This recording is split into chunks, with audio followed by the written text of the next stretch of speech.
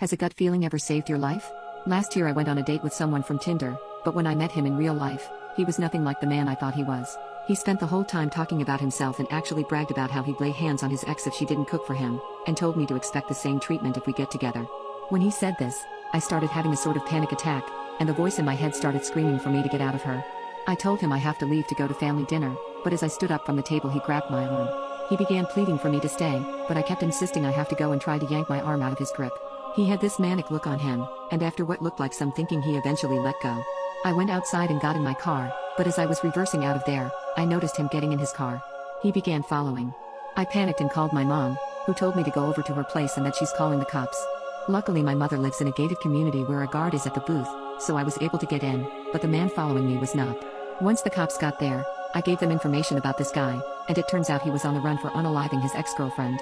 He was stupid enough to tell me his real name when we met in person, and it wasn't